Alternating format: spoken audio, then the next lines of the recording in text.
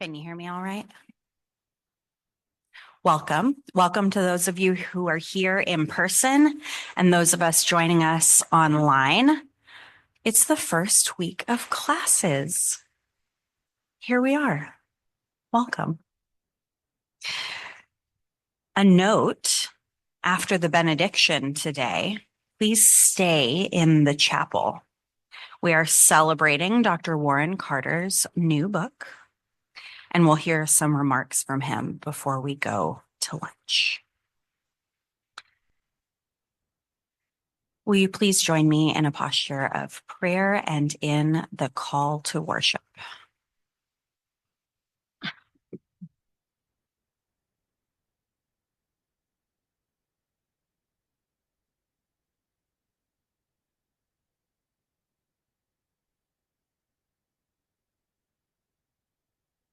Aaron, could you do us one more slide, please? Thank you so much. Come into the place where God listens, where you need no money, no status, no fine clothes. Come as you are, broken, whole, satisfied, or with deep needs. Come to sing, come to cry, come to see, come to be made ready. We are here. God is here too.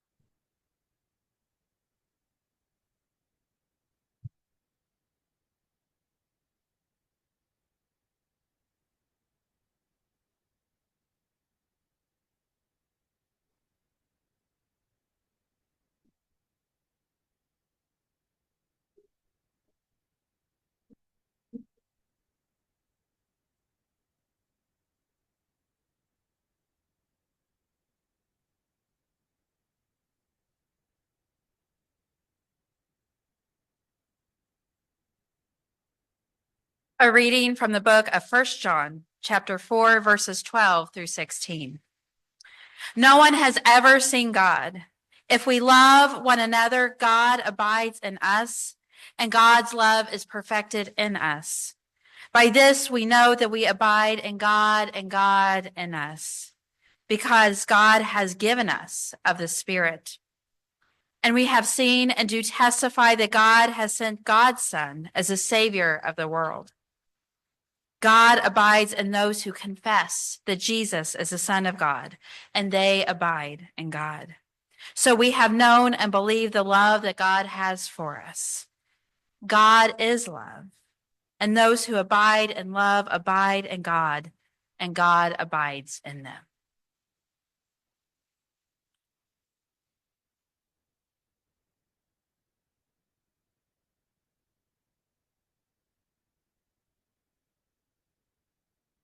I'm honored to be here to preach in chapel today as part of the celebration of Dr. Warren Carter's latest book that he has published, 1st, 2nd, and 3rd John, multiple readings, deconstructing constructions.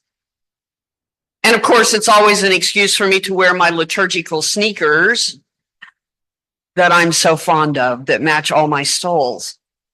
Now, I actually plan to utilize many passages from Dr. Carter's book in this sermon to show how his academic scholarship will preach. Dr. Carter often refers to this book as the 3 non-Johns, and when I hear this, my mind immediately goes to the next in this sequence. You're probably there, 4 non-blondes. And much like Linda Perry of the alternative rock band, Dr. Carter is also asking the question, hey, what's going on? And it is a valid question for us to be asking today. In fact, I have been asking it daily for the past week. Like the folks in the time of the writing of 1 John, we live in a hostile world. Dr. Carter writes that 1 John encourages the addressees as Jesus believers to live faithfully in the midst of a hostile world opposed to God's purposes. The world is dangerous because in it lives figures, antichrist, false prophets, liars, who are hostile toward and opponents of God and God's children. And some of those might even claim to be Christian. I think even of those of us who continue to actively participate in church would have to admit that the church doesn't always do a very good job of practicing the central command that we love one another as we love ourselves. Unfortunately, we disciples of Jesus sometimes fall short in our love for one another, as well as our love for those outside of the community of faith. Christians aren't always a loving people. We have a long history of excluding, even killing those who disagree. We have used the Bible to support numerous forms of injustice. We have killed each other because of assumed heresies. Theological and ethical arguments often descend into personal attacks and name-calling. Personal interests often overtake the common good of the community, and those in need of mercy often find judgment instead. And yet, many of us believe in living out our faith in community, where the faith community can help sustain us. For we understand God's love reaches its intended goal only when it creates a community of continuing love, when it becomes God's love among us Jesus followers. And this is where Dr. Carter's book is helpful, as he advocates Judith Liu's alternative approach to interpreting the three non-Johns. She supports each writing on their own and without reference to the Gospel of John, rather than to an authoritative individual as an author. And she does not make the so-called schism and opponents the central event of her interpretation of 1 John. The author of 1 John seeks fellowship with the audience, and the writing elaborates the nature and the basis of this fellowship. In Liu's analysis, 1 John is much more concerned with securing the faithfulness of the recipients than dwelling on those outside of the audience deemed those antichrists and false prophets. The writing does not urge any ecclesial discipline or action against those who left the group. These indistinct opponents simply provide a foil or contrast for naming the characteristics that should mark the identity and lifestyle of the audience that's reading this. For Liu, the writers have a pastoral and identity-forming goal. 1 John constructs a significant future, but in the meantime, the audience is instructed to abide, not be deceived, and to exhibit right belief and love. And all of this, the audience and we know. And this is why Dr. Carter suggests that 1 John utilizes the cultural practice of a didactic speech, a pedictic speech, there we go, to construct, it's spelled wrong here, and affirm the identity and the way of the life of this community of Jesus believers. The goal of epidictic speech and rhetoric is to strengthen the recipient's adherence to the gospel values and faith that they already hold, namely fellowship and life with the writer and with God and Jesus. And the rhetoric upholds and praises these commitments while contrasting them with and blaming those who oppose them, those false prophets, antichrist, and the world. And the speech both describes identity and a way of life, and it even prescribes or obligates the recipients to actualize this identity and way of life. Now, Craig Kester, professor of New Testament at Luther Seminary, writes, First John focuses on the embodied Word of God, and that calls for an embodied faith. First John recognizes that God speaks an embodied word which will repeatedly be identified as love. Authentic love is not an abstraction. It comes through speech, action, and presence. And that is the manner of God's communication. That will characterize authentic faith and authentic community as well. Our text today, thank you, Reverend Thompson, returns to an emphasis on God's love. And this section intertwines God's relationship with believers, believers with God, and relationship of believers with one another. The tone is explanatory and encouraging, and this love is the source for believers to love one another and experience fellowship, thereby abiding with God.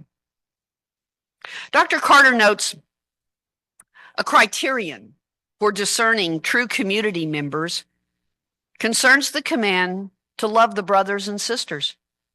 The repetition of this command emphasizes it to show the importance of this verifiable action for the identity of community members. Loving one another derives from God loving us so much.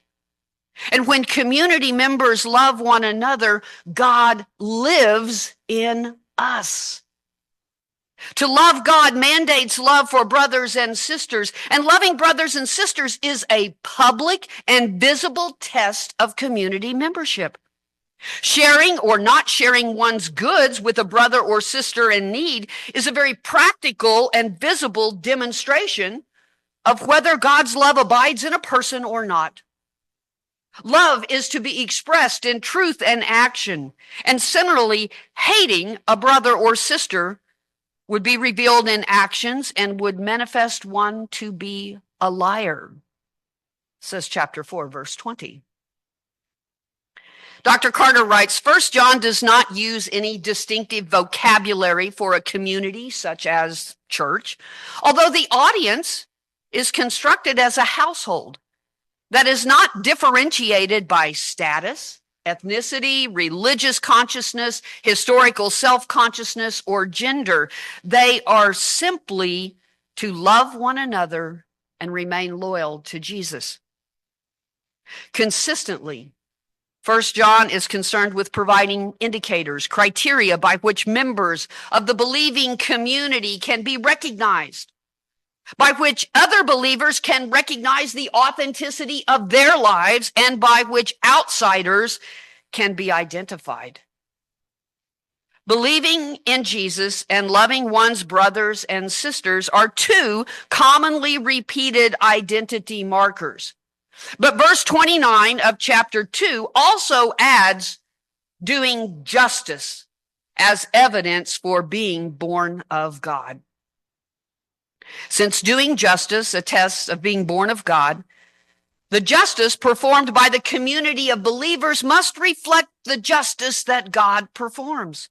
And the closest that 1 John comes to specifying the praxis of justice required of the community of believers in imitation of God's justice doing work appears, says Dr. Carter, in 1 John 3, verses 17 through 18.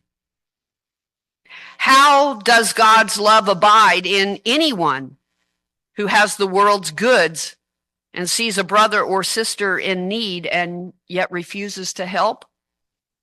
Little children, let us love, not in word or speech, but in truth and action. 1 John calls us to love one another. That is to love our sisters and brothers. God's love, made visible and present in Jesus, is the source for the love that we share with others. And if Jesus shows us what God's love is like, then there can be no doubt how far our love for others must also extend to every single human being. We are called to open ourselves to God's love so that God's love can be shown through us. When we love one another, we represent God to the world. And by allowing the love that God has showered on us to overflow to our sisters and brothers, we make divine love real and visible in the ordinary lives of ordinary people. Reverend Judith Jones writes, God invites us to let Jesus live in us so that through us, Jesus can continue to welcome outcasts and touch untouchables and heal the broken. And when God's unimaginable, limitless love comes alive in us, we become the real presence of God in the world. And all we can possibly say to such love is thank you, and may it indeed be so.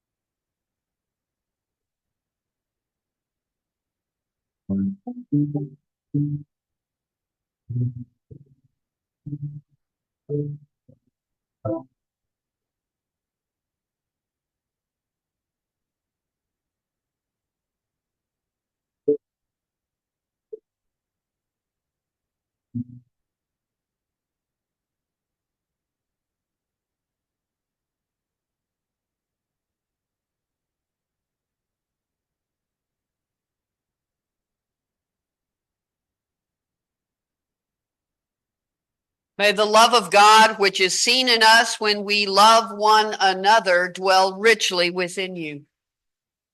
May you experience the fullness of God's presence and be a shining example of God's love to the world. Go in peace after we celebrate Dr. Warren Carter's book.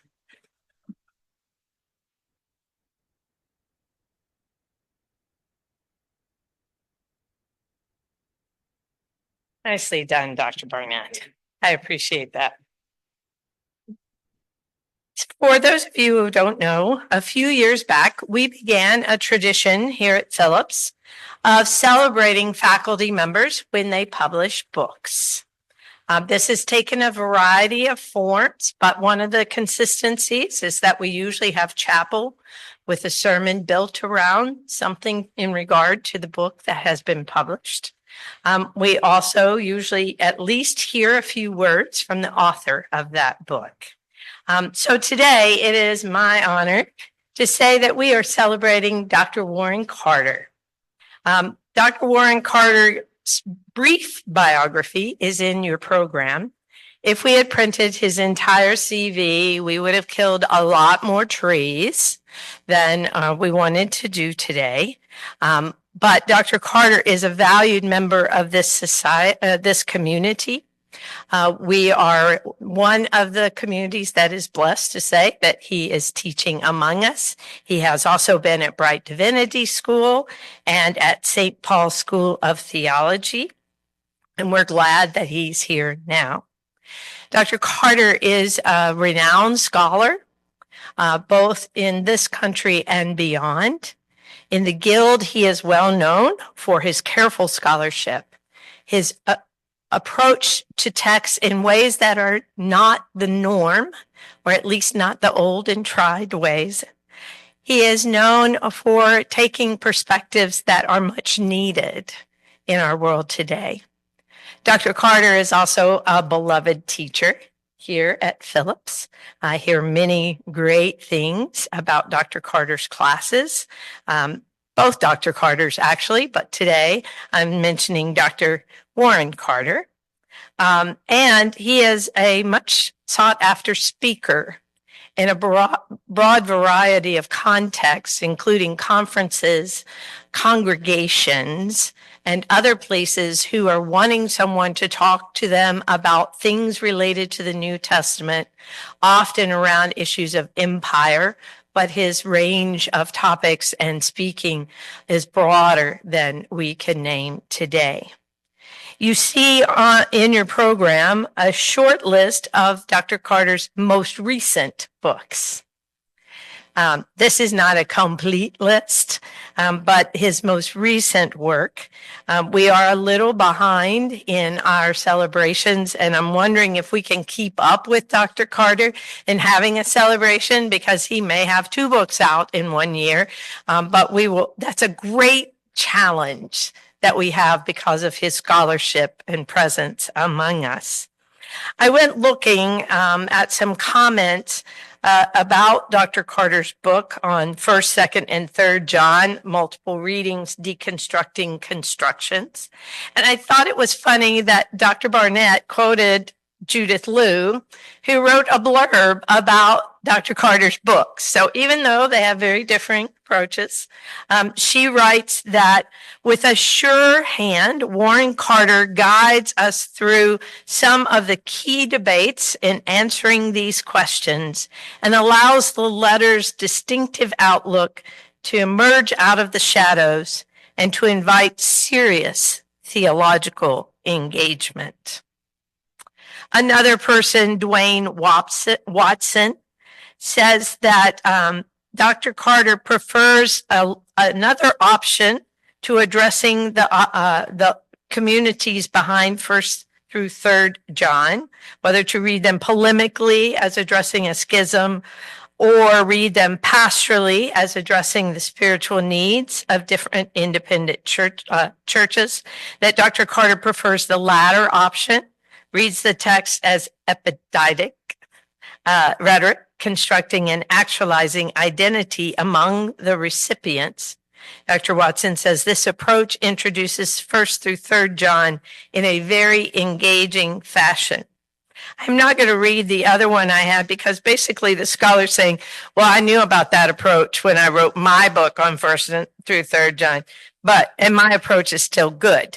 But at least they wrote a blurb and in support of Dr. Carter's book. So I'm going to invite Dr. Carter to come up.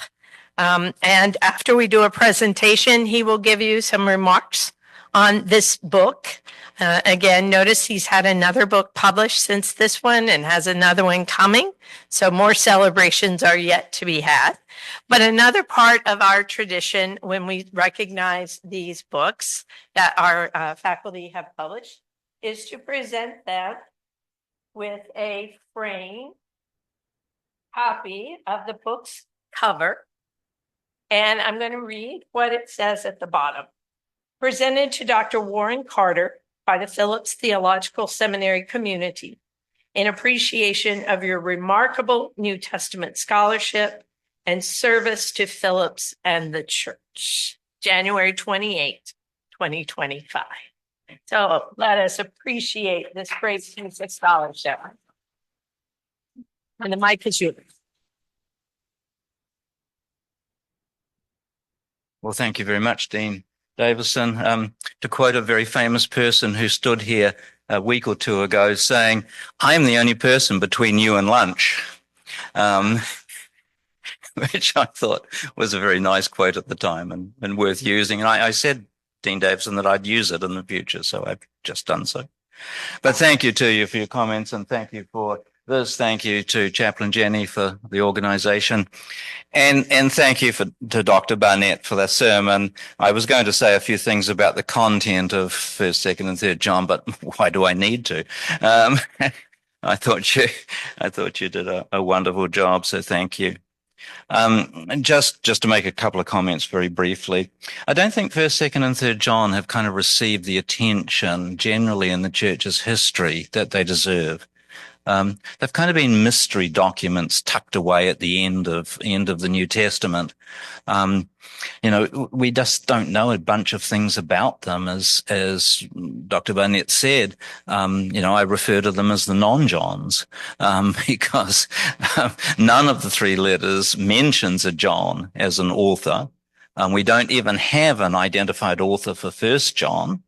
Sometimes the author is a we, as though its thing is written by committee. That sounds a terrifying thought. But sometimes there is an I, and so it's hard to know what the relationship is between this we and I. 2nd and 3rd John are both written by a character who identifies himself as the elder, and we don't even know if it's the same elder for both letters. We don't really know where they were written. We don't really know when they were written, although the earliest recognition of them comes close to the middle of the 2nd century. So, that opens up a big time span. We don't even really know why they're grouped together, because the 3 of them are quite different. 1st John is this, what is it? Is it a sermon? Is it a speech? It doesn't identify itself as a letter, but it is very theological in its formulations in the way that Lisa highlighted. And I think it has a spirituality that has been much neglected in the church's history. It also has some problems because it constructs very much a binary world. You're either in or you're out. Most of the time, but not always. There are times when that binary world breaks down. Anybody who loves participates in the very life of God. Well, that's a very broad definition, and quite contrary to other parts of it, which want to narrow those boundaries very closely. And of course, it's got all this stuff about the antichrists, which is contrary to those who like to read Revelation, is not mentioned in the book of Revelation, and is not one figure, but is actually a plural, antichrists, the liars, the false prophets, those folks against whom it argues. So it is drawing distinctions. But at times it's also collapsing those distinctions. But then there's 2nd and 3rd John. And in 2nd and 3rd John, we don't really have much by way of theological claim, but we have this problem of what to do with itinerant teachers. Now, you've got to remember, these are the golden years of the Jesus community, when there was no boards of ordained ministry. You didn't have to go to seminary. I should sit down. Where there were no specified means of vetting someone in leadership. So if you were a little group of believers meeting and somebody turned up and said, I have a word of the Lord for you, or what do you do? In 2nd John, apparently, you are very skeptical and you don't extend hospitality. But in 3rd John, you welcome them. And these 2 texts sit side by side. I suppose they talk to each other in the night. I don't know. But 1st John is not really dealing with that issue. So why are these 3 texts joined together in the canon under the name of John? We really just don't know. But I think as Lisa highlighted, the claims about the love of God, the justice of God in the world, the sense of being a community that lives in its own distinct identity. He addresses them both as little children, the household metaphor, but also as beloved. So the embodying of God's love. I think these are emphases that have not always been to the fore in terms of observance in the Christian tradition, more often perhaps in terms of neglect in our tradition. So it's been a fun thing to work on, and I think it's been a somewhat neglected text in the church's history. The only other thing I would say before we get to lunch is that the book is a short book. It's not a long book. And it's the sort of book that folks could use in various church contexts, either as a resource or in a group Bible study, where folks look at aspects of a text. And I think it's pretty accessible in that way. I should say that Kurt Gwatney is doing a series of sort of study presentation video prompts based on the book. We've done some recordings and we've got some questions and those sorts of things, and hope to make those available soon for church groups as well. So anyway, my thanks to you, to Dean, to Dr. Barnett, and thank you for this. That's marvelous. Thank you.